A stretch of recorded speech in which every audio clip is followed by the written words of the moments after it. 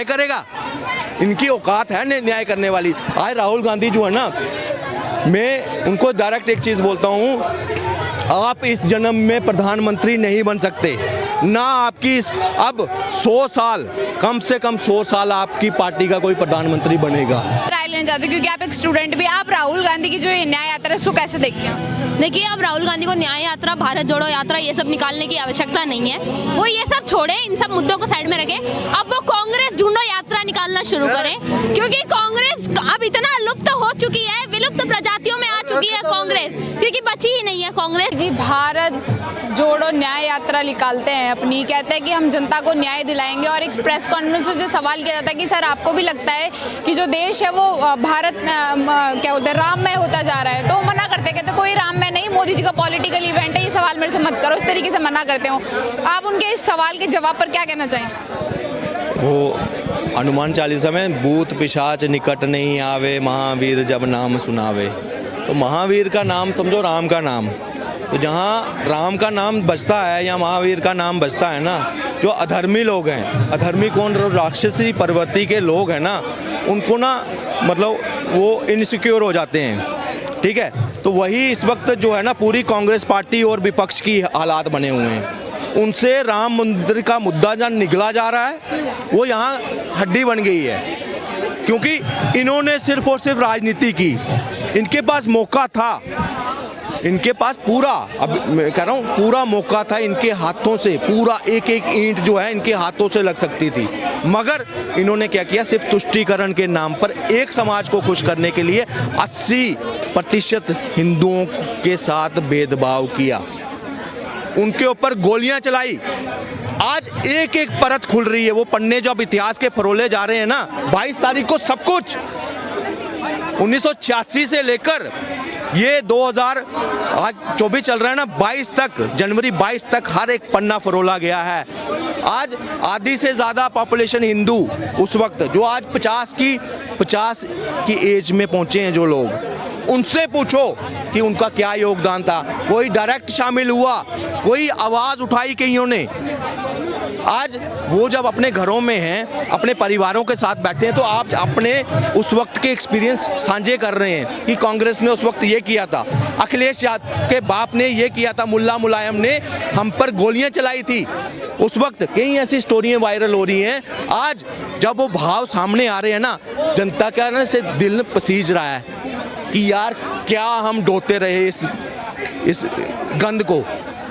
कांग्रेस को ढोया उन्होंने, समाजवादी को ढोया। आज वो जहाज जो कांग्रेस है ना, जो आज इंडिया अलायंस में लेकर घूम रहा है ना, आज ममता बनर्जी ने उतर गई उससे। कि यात्रा के दौरान असम में एक मंदिर में उन्हें जाने से रोका गया और वो बोल रहे थे कि मैं मंदिर में नहीं जा सकता, क्या केवल एक ही आदमी मंदिर में जा सकता है? इस तरीके से आपने वो वीडियो देखा होगा, क्या कहना चाहेंगे उनके इस ड्रामे? देखिए, ये कालनेमी की तरह ना सिर्फ भ्रम फैलाना है इन्होंने।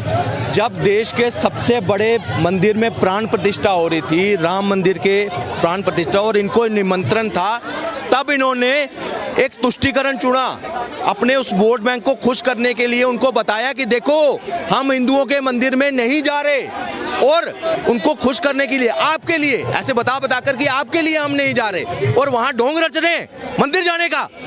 वहाँ कोई भी हिंदू अब इनको मंदिरों में घुसने नहीं देगा।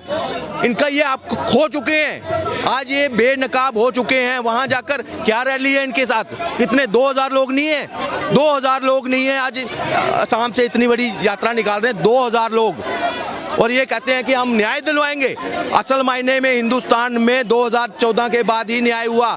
सिख चिल्लाते रहे, रोते रहे, मरते रहे कि हमें न्याय दो। सज्जन कुनवार को किसने जेल में डाला? किसने उनको कोर्ट तक वो किया? कश्मीरियों के लिए धारा 370 किसने हटाई? ये तो बड़े बड़े मुद्दे थे जो डायरेक्ट इन्होंने टारगेट किया था वहाँ की पब्लिक को। 5 लाख कश्मीरी बेघर हो गए, उनको प्रॉपर्टी का राइट देने का काम इसने नहीं किया। न्याय किया है तो मोदी जी ने किया। 11 करोड़ टॉयलेट लेकर महिलाएं जो शाम का और सुबह का इंतजार करती थी कि मैं शौच करने बाहर जाऊंगी, जंगलों में रेप होते थे उन्हीं जंगलों में, आज उनके घर में अगर 11 करोड़ टॉयलेट बने तो न्याय वो है। 4 करोड़ आवास योजना, लोगों को जो घर नहीं होते थे, वो कहते थे कि ग्राम सेवक आएगा, पुराना प्रधान आएगा, हमारा नंबर डाल दो।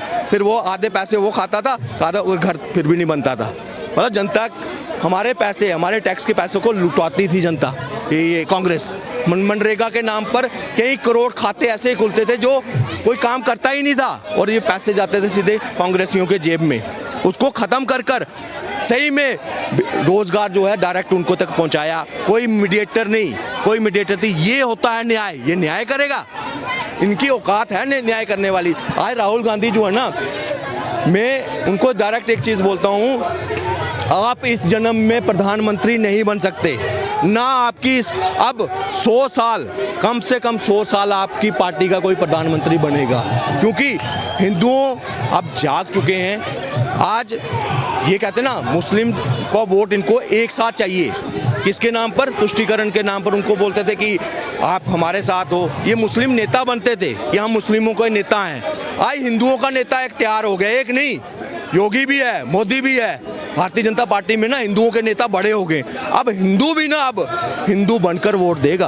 अब वो सेकुलर हिंदू बनकर नहीं वोट देगा। कोई बेनिफिट नहीं है चुनाव में। तो राहुल गांधी लगातार पहले कन्याकुमारी से कश्मीर तक पैदल चले, फिर उसके बाद अब क्या बोलते हैं मणिपुर से जो है मुंबई तक पैदल चलने वाले। तो लगातार देश के चारों कोनों में पैदल चल रहे हैं। वो तो क्या जनता में क्या मैसेज देना चाहते हैं? वो पैदल चल चल करके फिर नाम रखते हैं न्याय यात्रा।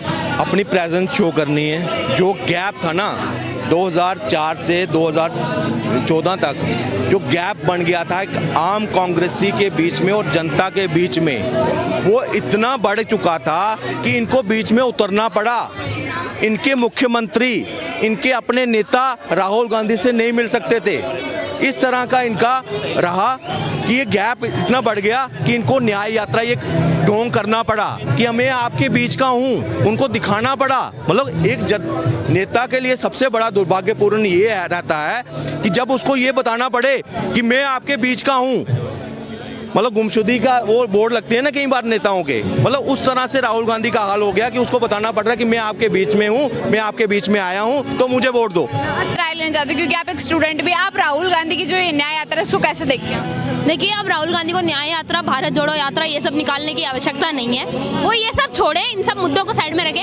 अब वो कांग्रेस ढूंढो यात्रा निकालना शुरू करें, क्योंकि कांग्रेस अब इतना लुप्त हो चुकी है, विलुप्त प्रजातियों में आ चुकी है कांग्रेस, क्योंकि बची ही नहीं है कांग्रेस। जैसी इनकी हरकतें रही हैं, अपने दादा परदादा दादी तक का नाम इन्होंने बदनाम कर दिया। भगवान ऐसा नेता पूरे ब्रह्मांड में किसी देश को ना दे, तो पूरी की पूरी पार्टी को ही खा जाए, पूरी पार्टी का ही सर्वनाश कर दे। इन्हें कहिए जाके अब कांग्रेस ढूंढो यात्रा निकाले, क्योंकि कांग्रेस इक्की दुक्की जगह पर बची होगी तो वहां जाकर ढूंढ ले। वैसे भी कहीं अब बची नहीं है, क्योंकि 2024 के चुनाव ये जो अभी होने वाले हैं ना, उसके बाद में अभी राम मंदिर का उद्घाटन भी हो गया। अन्याय की कौन से अन्याय की बात करते हैं कि बोलते हैं मोदी जी ने अन्याय किया लोगों के साथ? कौन सा अन्याय? नहीं, लोगों के साथ कोई अन्याय नहीं हुआ, उनके खुद के साथ में अन्याय हुआ है।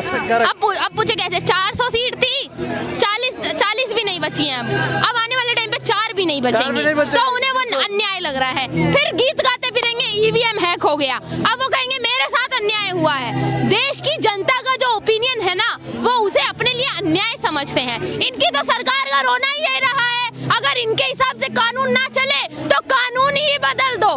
इन्होंने हमेशा ही ये करा है। अब इन्हें न्याय नहीं मिल रहा है तो ये सोच रहे हैं कि हम न्याय पाने का जो तरीका है वही बदल देंगे। देखिए, आप कुछ भी करिए, वो कहावत है ना, हाथी चले बाजार कुत्ते भौंके हजार। पूरा विपक्ष अब वही बन के रह गया। वो तो वैसे भी कहते हैं ना, देश में लोकतंत्र ही नहीं है, खत्म कर चुके हैं मोदी जी। लोकतंत्र बिल्कुल नहीं है। मैं बताऊं कैसे? इस देश के अंदर कार सेवकों पर जब गोली चलाई गई, लोकतंत्र की हत्या तो इन्होंने तभी कर दी थी। वहाँ लोकतंत्र की हत्या हुई थी जब उसके ऊपर पाकिस्तान जब हमले करता है और बॉर्डर के ऊपर हमारे जो आर्मी वाले मरते हैं। लोकतंत्र की हत्या तो तभी हो जाती है क्योंकि ये पाकिस्तान का समर्थन करते हैं। पाकिस्तान को तो ये अपने रिश्तेदारों का वो मानते हैं, ससुराल है ये हमारा, वहाँ से कैसे उसका कैसे कर देंगे कुछ। लोकतंत्र की हत्या इन्होंने खुद करी है। लोकतंत्र की स्थापना 22 जनवरी 2024 को हुई है, जब राम राज्य की स्थापना हुई। मैं आपसे एक सवाल लेना चाहती हूँ क्योंकि आप एक लड़की भी हैं, स्टूडेंट भी हैं। तो कांग्रेस पार्टी हमेशा से बीजेपी पर ऐसा आरोप लगाती है कि बीजेपी जो है वो महिलाओं के लिए फैसले लेने में हमेशा असक्षम रही है, चाहे वो हमारी पहलवान बेटियां रही हो या महिला सुरक्षा रही हो या और भी कोई फैसले लिए हो, वो महिलाओं के लिए हमेशा कोई देना चाहूंगी। कांग्रेस पार्टी बीजेपी पे आरोप लगाती है कि वो महिलाओं के लिए कोई फैसले नहीं लेती है, तो फिर कांग्रेस पार्टी ये क्यों भूल जाती है कि शाहबानो केस में उन्होंने रातों रात उसमें कानून बदल दिया था, तब एम्पावरमेंट की बात अब तब कहा थी, इनका फेमिनिज्म कहाँ था तब? कांग्रेस पार्टी जैसा दोगला, वो एक होते हैं ना, मेरी मम्मी बताती थी, दो मुंह के सांप होते हैं, दो मुंह की दुम्बी, ये कांग्रेस